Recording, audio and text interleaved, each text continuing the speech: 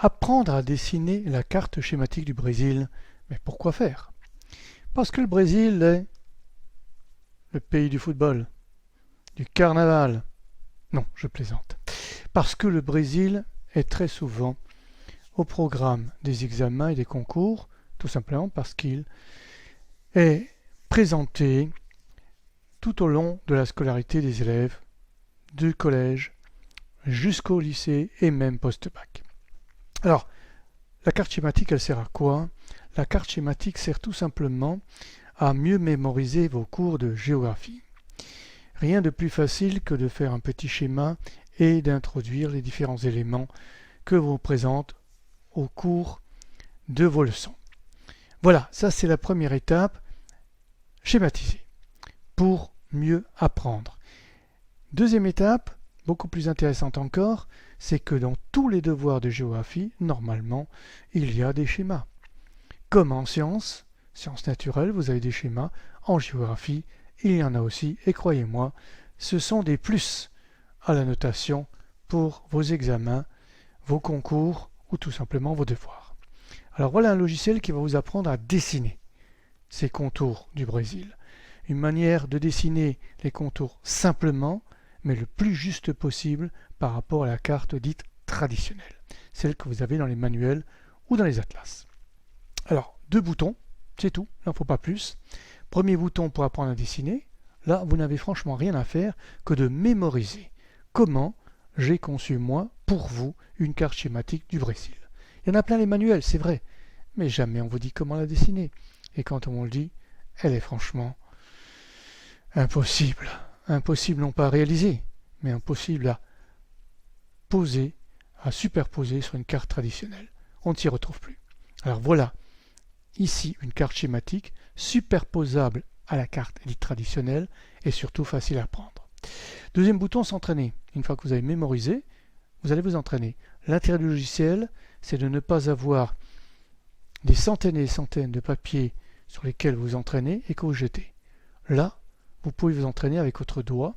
Alors de préférence sur un smartphone, de préférence sur une tablette, de préférence sur un écran tactile pour les ordinateurs. Pourquoi de préférence?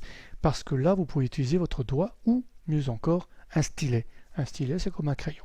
Le doigt, ça ressemble au crayon aussi dans la mesure où après, vous allez pincer votre vrai crayon avec vos doigts. Et si vos doigts savent très bien faire les contours, croyez-moi que vos doigts munis d'un crayon sauront le refaire. C'est tout l'intérêt de ce logiciel. C'est d'apprendre à dessiner, mais de guider votre doigt, votre main sur un écran pour pouvoir le reproduire sur une feuille de papier. Alors on va commencer tout de suite. Donc j'appuie sur ce premier bouton, apprendre à dessiner. Voilà. Je retrouve ma carte traditionnelle, se trouve en bas. Par-dessus cette carte, j'ai des carreaux de cahier. C'est ma méthode. Carreaux de cahier, tout le monde en a. Grand carreau, petit carreau, de toute façon c'est pareil. Il suffit qu'il soit bien carré. Numéroté de 1 à 14, de A à L. Bien sûr, vous pouvez jouer à la bataille navale. Par exemple ici, hop, on passe I10. Vous trouvez le carnaval de Rio. Non, ce n'est pas le but du jeu. Pas du tout. Le but du jeu, c'est de faire ressortir à partir de ces carreaux de cahier ce que j'appelle des lignes de force. Lignes de force où, quand je vais finir de construire, je l'appelle un arbre magique. Pourquoi un arbre magique? Parce qu'un arbre, il y a le tronc, les branches, et puis il y a le feuillage. Le feuillage, ça va tout simplement être ce que vous allez mettre par-dessus. Un feuillage qui va tout simplement constituer votre schéma, votre carte schématique. Alors, vous voyez bien ici, je reproduis des lignes de force du Brésil. Je mémorise par rapport aux carreaux, je peux compter 1, 2, 3 carreaux, 1, 2, etc. C'est le but du jeu, mémoriser en comptant les carreaux. Je poursuis, deuxième ligne, je laisse pas de croix, regardez, comme c'est assez précis. Des tout petits traits ici pour compléter, parce qu'il faudra que j'arrive à bien cibler mon schéma. Voilà. Voilà. Et enfin, voilà mon arbre ici. Et je commence déjà à tracer en noir, sur cet arbre magique, les véritables contours de la carte schématique. Voilà, je repère aussi mes carreaux, je compte, 3, ici en diagonale, je remonte, je poursuis, regardez, vous voyez apparaître tout doucement le Brésil. Et voilà, vous avez votre Brésil schématique qui habille mon arbre magique et le tout se superpose sur la véritable carte, la carte dite traditionnelle, celle-là que vous trouvez dans les manuels, je répète, et dans l'atlas. Et regardez, bien sûr, ici j'ai rajouté un peu, ici j'ai grignoté un peu, c'est normal, c'est une carte dite schématique, mais avouez quand même que ça ressemble grandement. Et si je place des villes Manaus ici, à l'intérieur de mon schéma, et bien en gros, je le retrouve sur une vraie carte. Je ne vais pas me tromper. Ce n'est pas un triangle, comme parfois on le présente, une espèce de trapèze bizarre qui est un carré d'un côté rajouté avec un triangle. Non, ici, vous avez le véritable Brésil. Brésil schématique certes, mais Brésil quand même. Voilà, une fois que vous avez bien mémorisé ça, visualisé, mémorisé, on peut s'entraîner. Pour s'entraîner, bouton numéro 2, c'est ce qu'on va voir tout de suite. Bouton numéro 2, on y va. Un écran blanc. Ah, il y a quand même le nord, il y a une échelle, et bien sûr, ici, le nom du site sur lequel vous l'avez téléchargé. Alors l'écran blanc, bien sûr, ne vous servira pas à grand chose. Si, vous pouvez dessiner dessus, vous avez le crayon. Dessiner avec le crayon, on augmente l'épaisseur du trait, faire plus joli, voilà. En rouge, pourquoi pas. On a un trait droit, voilà, très courbe aussi. Et puis on a la fameuse gomme.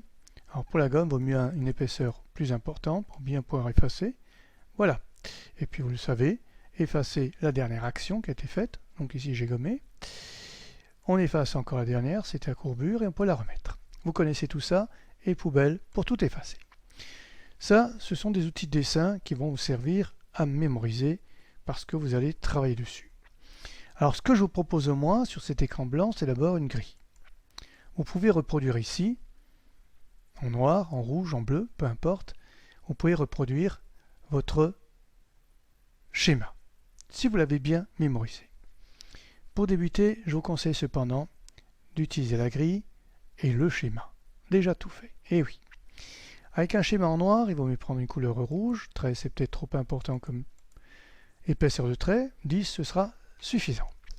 Là, avec votre doigt, vous repassez tout simplement avec le trait, préférence, non pas la gomme, vous repassez tout simplement sur le schéma que je vous propose. Repassez doucement, là c'est un peu maladroit, c'est fait exprès pour montrer qu'au début on est très maladroit, etc., etc. Vous repassez dessus plusieurs fois, en rouge, en bleu, jamais en noir, puisque le noir ne se superpose pas, parce que là vous voyez apparaître sous le rouge, vous voyez toujours apparaître les traits noirs, qui eux sont justes, ne sont pas déformés. Si vous enlevez le schéma, voilà, ça reste toujours un schéma correct, enfin il est un peu moins correct. Si vous entraînez plusieurs fois avec votre doigt, ou mieux encore avec un stylet, allez voir que vous allez mémoriser très facilement ces contours. C'est très facile à mémoriser. Vous pouvez aller plus loin. Vous pouvez le faire rien qu'avec les lignes de force, ou schéma et ligne de force. C'est au choix. Vous pouvez décocher, cocher ce que vous voulez. Je vous conseille, moi, après avoir pris le schéma, d'essayer avec les lignes de force, et pourquoi pas de rajouter les repères. Pourquoi? Parce que les repères, eux, vous disent exactement où il faut aller. Ok? Donc, les repères vous disent où il faut aller exactement.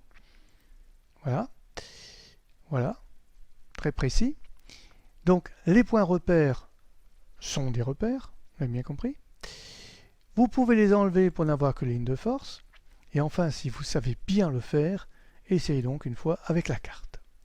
Et vous verrez si c'est possible. Alors là, vous voyez, j'ai grignoté un peu.